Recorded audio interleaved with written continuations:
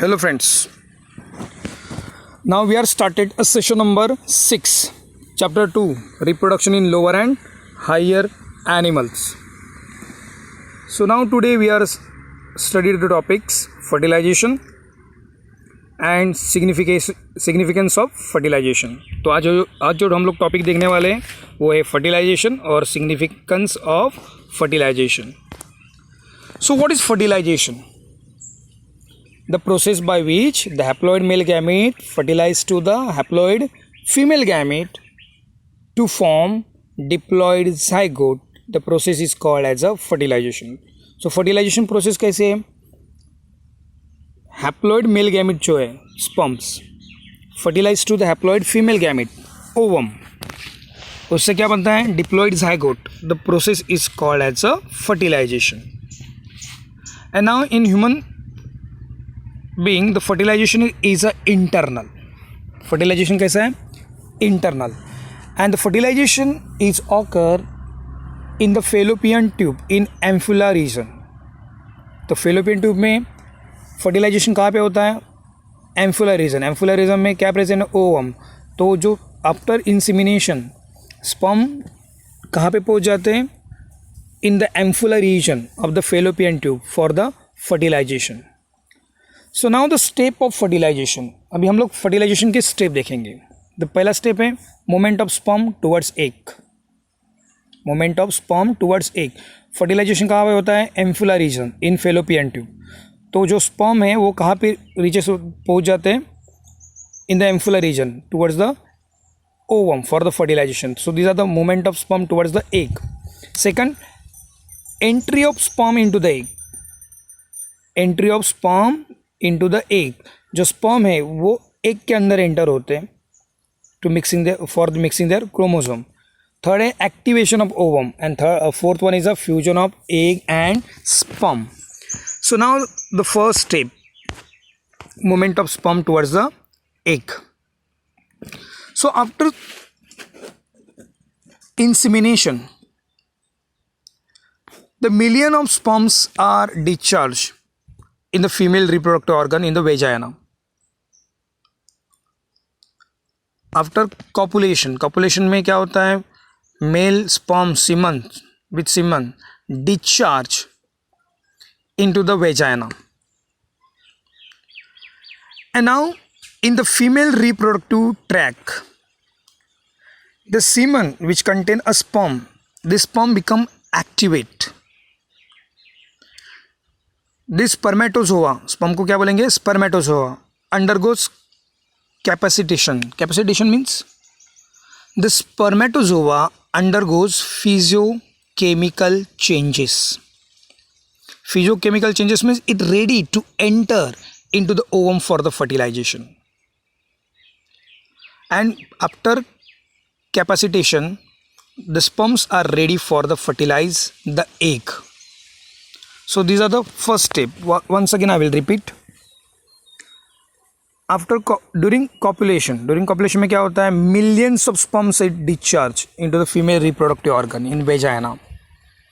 Only few reaches towards the ovum. कुछ उसमें से कुछ ही healthy जो sperms हैं वो कहाँ पे पहुँच जाते हैं? Towards the ovum for the fertilization. So now the female reproductive tract undergoes capsitation. Capsitation means the sperm undergoes capsitation. Capsitation means it undergoes physiochemical changes. क्योंकि जो female reproductive tract है, fallopian tube है, internal lining जो है fallopian tube, it secrete some secretion which help to activate the sperm. And now the sperm undergoes capsitation. Capsitation means is ready for the fertilization. उसमें physiochemical changes होते हैं और ये changes fertilisation के लिए कारगर रहते हैं. सो हम लोग उसको क्या बोलेंगे? Capacitation. And the sperms ready to penetrate the ovum. So after fertilization में एक बात में ज़ाइगोट होता है, but the sperm must be fertilize. Fertilization के पहले जो स्पर्म डिस्चार्ज हुए इंसेमिनेशन प्रोसेस में, the sperm must be fertilize within 4 to 6 hour. Within 4 to 6 hour sperm क्या होने चाहिए? फर्टिलाइज होने चाहिए in the female genital tract. The activation of sperm is carried out by viscous fluid secreted by the inner line of fallopian tube. मैंने पहले discuss किया आपको कि फेलोपियन ट्यूब जो इंटरनल लाइन है, सो ये इंटरनल लाइनिंग क्या सिक्रेट करती है, सम सिक्रीशन. ये सिक्रीशन स्पर्म को एक्टिवेट करती है फॉर द फर्टिलाइजेशन. तो हम लोग इस डायग्राम में देख सकते हैं. So now in this diagram we can easily observe in the vagina the millions of sperms is discharge. मतलब ओनली फ्यू स्पर्म जो ग्रीन कलर के आपको दिख रहे हैं वो कहाँ पे पहुँच रहे हैं, इन द एम्फुला रीजन जहाँ पे एग है. ओके ये कौन सा रीजन है, एम्फुला रीजन जहाँ पे फर्टिलाइजेशन होना है. और यहाँ पे स्पर्म जो एक्टिवेटेड हुए वो क्यों एक्टिवेटेड हुए, जो इनर लाइनिंग है फेलोपियन ट्यूब ये क्या सिक्रेट करता है, सम सिक्रेटरी एंजाइम्स. और ये सिक्रेटरी एंजाइम कैप्सिटेशन करता है स्पर्म में, और sperm are ready to fertilize ovum. Okay तो ये प्रोसेस है entry of moment of sperm towards the egg. So now the second step, entry of sperm into the egg. So in first step में क्या हुआ, sperm कहाँ पे पहुँच गया, it reaches towards the egg. So अभी क्या होगा, the entry of sperm into the egg. So out of millions of sperm, only few reaches towards the ovum, and from this few, only one single sperm penetrate the ovum during fertilization. Fertilization में सिर्फ एक ही sperm enter करता है ovum में. So now entry of sperm is takes place by the fertilizing and anti-fertilizing reaction. मैंने क्या word use किया, ये जो रिएक्शन है entry of sperm into the ovum, ये किसके वजह से होती है, fertilizing and anti fertilizing reaction. The follicular cell of the ovum, ovum के जो फोलिकुलर सेल है they are held together with the help of hyaluronic acid. ये जो फोलिकुलर सेल है कोरोना रेडिएटा एक दूसरे को हेल्ड जॉइंट किससे है, with the help of hyaluronic acid. And the sperm head which contain acrosome, sperm का जो एक्रोसोम है इट रिलीज हाइलुरोनिडेज एंजाइम. कौन सा एंजाइम है, हाइलुरोनिडेज. ये हाइलुरोनिडेज एंटी फर्टिलाइजिंग एंजाइम है. और हाइलुरोनिक एसिड जो कोरोना रेडिएटा जो ग्लू करके रखा है वो फर्टिलाइजिंग एंजाइम है. Once again I will repeat, confuse मत होना. Ovum surrounded with the corona radiata, this are the follicular cell. ये follicular cell glue together joint है हेल्ड एक दूसरे से with the help of fertilizing enzyme. और fertilizing enzyme का नाम क्या है, हाइलुरोनिक एसिड. ओके ये हुआ ओवम की बात. सेकंड स्पर्म के एक्रोसोम में हाइलुरोनिडेज एंजाइम प्रेजेंट है, ये एंटी फर्टिलाइजिंग है. कौन सा एंजाइम है, anti fertilizing. So now when sperm enter to the ovum, so fertilizing of the ovum and anti fertilizing of the sperm react with each other. As a result, the sperm break the corona radiata. Corona radiata जो follicular cell है एक तरफ से वो क्या करता है, break. आप लोग डायग्राम में देख सकते हो अच्छी तरह से ब्रेक किया एक ही स्पर्म ने. And it passes to the zona pellucida, corona radiata को पास करके कहाँ पे जाता है, zona pellucida. And finally touches to the vitelline membrane. Inner जो प्लाज्मा मेम्ब्रेन है ओवम की, उसको बोलते हैं वाइटलाइन मेम्ब्रेन. तो sperm touches to the vitelline membrane. When sperm touches to the vitelline membrane, it undergoes physiochemical changes. इसमें physiochemical changes होते हैं. वापस once again entry of sperm कैसे होता है, और एक sperm secrete करता है anti fertilizing hyaluronidase. Follicular cell में क्या है, एक ओवम के फर्टिलाइजिंग हाइलुरोनिक, वो कौन सा है, हाइलुरोनिक एसिड. दोनों रिएक्ट करते एक दूसरे से. Only one sperm break the corona radiata, zona pellucida and touches to the vitelline membrane. जब ये वाइटलाइन मेम्ब्रेन को टच करता है स्पर्म, तो vitelline membrane undergoes physiochemical changes. और ये फिजियोकेमिकल चेंजेस जो है it help to convert the ovum vitelline membrane into the fertilization membrane. तो वाइटलाइन मेम्ब्रेन को किस में कन्वर्ट कर देता है, fertilization membrane. And this fertilization membrane, sperm जब टच करता है वाइटलाइन मेम्ब्रेन को, फिजियोकेमिकल चेंज होके वाइटलाइन मेम्ब्रेन फर्टिलाइजेशन मेम्ब्रेन में चेंज होता है. And this fertilization membrane prevent the entry of other sperm, दूसरे स्पर्म को ये एंट्री करने नहीं देता है. And avoid poly embryony. तो एट ए टाइम एक ही स्पर्म फर्टिलाइज कर पाता है, दूसरे स्पर्म को ये फर्टिलाइजिंग मेम्ब्रेन अंदर जाने नहीं देता है. So these are the entry of sperm into the egg. आप लोग नाउ इन दिस डायग्राम आप लोग देख सकते हो न्यूक्लियस कंटेन क्रोमोसोम दिया है इसमें, मगर एक्रोसोम कंटेनिंग एंजाइम. ये एंजाइम ऑल फॉलिकुलर सेल के जो एंजाइम है रिएक्ट करते हैं, रिएक्ट करके एक ही स्पर्म क्या करता है, कोरोना रेडिएटर को साइड करता है झोना पेलुसिडा का, वो touches vital and membrane. Vital and membrane को जब टच किया फिजियोकेमिकल चेंज हुए, वाइटल एंड मेम्ब्रेन केस में कन्वर्ट हो गया फर्टिलाइजिंग मेम्ब्रेन. फर्टिलाइजिंग मेम्ब्रेन क्या करता है, दूसरे स्पर्म को अलाउ नहीं करता है to enter into the ovum for the fertilization and avoid polyembryony. So these are the second step. Now the third step, activation of ovum. Now in activation of ovum, when sperm touches to the vital end membrane, second step में देखा आप लोगों ने कि sperm किसको touches किया, vital end membrane, and vital end membrane undergoes physiochemical change to form fertilizing membrane to avoid polyembryonic condition. दूसरे sperm को enter नहीं करने देता है. But now at the same time when this sperm touches to the vital end membrane, the resume arrested metaphase started and completed oogenesis process. क्योंकि ovum जब release हुआ था ओवुलेशन में फर्टिलाइजेशन के दरम्यान, तो उसमें जो न्यूक्लियस था वो न्यूक्लियस इनकम्प्लीट था, oogenesis प्रोसेस कंप्लीट नहीं हुई थी. बिकॉज oogenesis प्रोसेस कंप्लीट क्यों नहीं हुई थी, it is arrested up to the metaphase meiosis metaphase 2 तक. व्हेन जो sperm touches to the vital and membrane physiochemical changes हो गए, जो अरेस्टेड मेटाफेज 2 है it resume and completed the oogenesis process.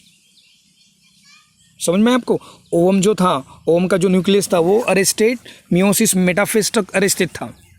जब स्पर्म टच करता है वाइटल एंड मेम्ब्रेन को, तो जो फिजियोकेमिकल चेंजेस अंदर में जो अरेस्टेड मेटाफेज है ये भी कंप्लीटेड हो जाती है, जिसकी जो स्टेप है वो रिज्यूम हो जाती है. रिज्यूम कैसे, जहाँ से स्टॉप हुई वहाँ से आगे कंटिन्यू होती है. And finally the oogenesis process is completed. और oogenesis प्रोसेस कंप्लीट हो जाती है मीन्स मियोसिस 2 कंप्लीट हो जाता है. And end of this oogenesis the second polar body is also release. उसके साथ सेकंड पोलर बॉडी भी रिलीज हो जाती है. And now this female ovum forms a female pronuclei. क्या बन जाता है उसमें, female pronuclei. So once again I will repeat this step, activation of ovum. When sperm touches to the vital and membrane, vital and membrane को touch किया, so vital and membrane undergoes physiochemical changes. Physiochemical changes हो गए, so the vital and membrane converted into the fertilizing membrane. At the same time the arrested metaphase meiosis 2 metaphase in the ovum is also resume and continue the oogenesis process. जहाँ से stop हुई resume हुई थी वहाँ से ही आगे continue करके वो अपनी oogenesis प्रोसेस कंप्लीट कर देती है. Finally it form female pronuclei and at the end of oogenesis the second polar body भी रिलीज होती है. वो oogenesis प्रोसेस में हम लोग क्या सेकंड पोलर बॉडी फॉर्म होती है. So this second polar body is also form means oogenesis process is also completed and second polar body is also released. So after completed this oogenesis process the female pronuclei is formed. तो these are the activation of ovum. ovum क्या हो गया, activate. ovum में क्या तैयार हो गया, female pronucleus, जो बाद में मेल प्रोन्यूक्लियस के साथ क्या करेगा, मिक्सिंग करेगा. So these are the activation of ovum. Now the next step, fusion of egg and sperm. Okay, now the sperm when touches to the vital end membrane at the same time it release the male pronuclei. ये क्या release करता है, mail प्रोन्यूक्लिया. और वहाँ पे oogenesis complete होने के बाद क्या होता है, ओवम में क्या डेवलप होता है, female pronuclei. So male pronuclei and female pronuclei degenerate and they mixing their chromosome and this process is called as a synkaryon. means formation, वापस देखो, the male pronuclei and female pronuclei mixing their chromosome. This is result in the formation of synkaryon. क्या mixing chromosome के क्या form होता है, synkaryon, and the process is called as a syngamy or karyogamy. After karyogamy, after mixing of this chromosome, male and female pronuclear chromosome, the zygote is formed, and zygote is the first cell of new life. So these are called as a fusion of egg and sperm, 4 step में. Once again जब sperm touches होता है vital line में, physical chemical changes होता है और अंदर oogenesis भी कंप्लीट होता है. तो उसी टाइम मेल जो स्पर्म है, स्पर्म रिलीज मेल प्रोन्यूक्लिया है, और oogenesis कंप्लीट होने के बाद ओवम में भी क्या फॉर्म होता है, female pronuclei. Male pronuclei and female pronuclei exchanging their chromosome, their mixing is takes place. Okay, and the formation of synkaryon, mixing होने के वजह से क्या पता है, synkaryon, and this process is called as a amphimixis और syngamy और karyogamy. 3 नाम है उसको, एम्फीमिक्सिस भी बोलते हैं, सिंगैमी बोलते हैं और कैरियोगैमी बोलते हैं. So after amphimixis, karyogamy, zygote is formed, and zygote is the first cell of life. Okay, and finally the fertilization process is completed. So हम लोगों ने फर्टिलाइजेशन की प्रोसेस देखी. फर्स्ट प्रोसेस थी moment of sperm to the eggs, जिसमें egg sperms क्या undergoes capacitation, physiochemical changes होते हैं, and it ready for the fertilization to the ovum due to the secretion of fallopian tube secretion. Okay, second में entry of sperm, only one sperm touches to the vital line membrane, undergoes physiochemical changes. Okay, here entry of sperm कैसे होती है, fertilizing and anti fertilizing reaction. Fertilising reaction किसमें, fertilisation कौन produce करता है, ovum, जिसका नाम है हाइलोरेनिक एसिड. और एंटी फर्टिलाइजिंग क्या है, हाइलोरोनिडेज, वो कौन प्रोड्यूस करता है, स्पर्म. दोनों में हाइलोरेनिक एसिड और हाइलोरोनिडेज में क्या होती है, रिएक्शन होती है. As a result sperm enter into the ovum and passes through the corona radiata, zona pellucida and touches to the vitelline membrane. Okay, ये हुआ entry of sperm. Third, activation of sperm. When sperm touches the vitelline membrane, it vitelline membrane converted into the physiochemical changes and converted into the fertilizing membrane. fertilizing membrane में convert हो गया. सो arrested metaphase है meiosis 2 की, it become completed. So there is a ovum become activate to form female pronuclei. Next, fusion of egg. The male sperm release male pronuclei and female pronuclei undergoes mixing. These are called as amphimixis, carry-on or syngamy process. So because of amphimixis, the zygote is formed, and zygote is the first cell of new life. These are the fertilization process. So now next one is the significance of fertilization. So what is significance of fertilization? पहला significance क्या है? It completed the process of oogenesis. क्योंकि arrested meiosis metaphase 2 थी, वो क्या हो जाती है, meiosis 2 की मेटाफेज, अरेस्टेड मेटाफेज कंप्लीटेड हो जाती है. So it completed the process of oogenesis. Second, after mixing of haploid male gamete and female gamete, it forms a diploid zygote. So it restores the diploid condition in zygote. Okay, third, it help to combine the genetic material. So genetic formation होता है, combine होता है, क्योंकि mail और female दोनों के chromosome क्या होते हैं, मिक्सिंग होते हैं. Combine the genetic information of 2 parents. And now this genetic recombination responsible for the variation and evolution. इससे क्या होता है, variation and evolution. It determine the sex of the young ones, क्योंकि जो मिक्सिंग होता है तब डिसाइड होता है एक्स एक्स क्रोमोसोम जाता है या एक्स वाई जाता है सेक्स क्रोमोसोम से, and decided the sex of the young ones. And now fertilization introduce the centriole. fertilization process क्या introduce करता है, centriole, which is mixing in the ovum. बाद में ये centriole बाद में किसके लिए काम आता है, development of zygote into the embryo. So these are the significance of fertilization. So आज के लिए इतना ही काफ़ी है. वापस मैं रिपीट कर रहा हूँ. what is significance? It complete the process of oogenesis. It restore diploid condition in zygote. It combines the genetic information of 2 parents. It lead to variation and evolution. It determines sex of young ones. It helps to introduce centriole in mixing in ovum. So all these are the significance of fertilization. Okay. So now in next topic, हम लोग next topic में क्या लेंगे, development of zygote into the embryo, cleavage, blastulation and gastrulation. All these are the 3 important steps जो diagrammatical आपको मैं explain करूँगा. These are the fertilization. Okay, fertilization हम लोगों ने कंप्लीट किया. So this diagrams